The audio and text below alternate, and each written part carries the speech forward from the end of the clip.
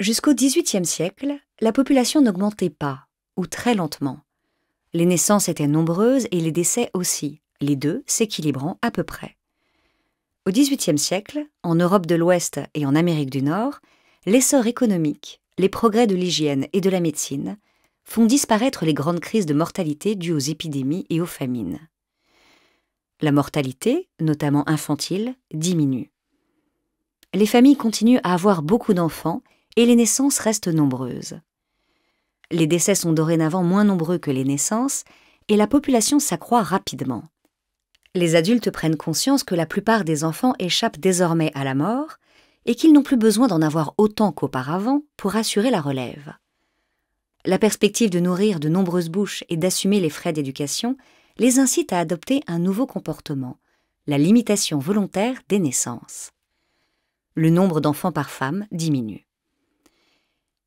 La mortalité continue de baisser.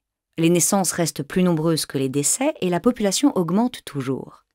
Vient le moment où le taux de mortalité, qui a atteint un plancher et s'est stabilisé, est rejoint par celui des naissances. Le nombre d'enfants par couple est faible, près de 2 en moyenne. Tous ou presque parviennent à l'âge adulte et remplacent les parents à la génération suivante. Vers la fin du XXe siècle, en Europe, les naissances et les décès tendent à s'équilibrer et la population n'augmente plus. La transition démographique est achevée. La transition a duré 2 siècles en Europe. Le déséquilibre temporaire entre une mortalité déjà faible et une fécondité encore forte a conduit à une multiplication des effectifs pendant la transition. En 200 ans, la population de l'Europe a été multipliée par 4. La transition démographique, commencée en Europe et en Amérique du Nord, a touché l'ensemble du monde.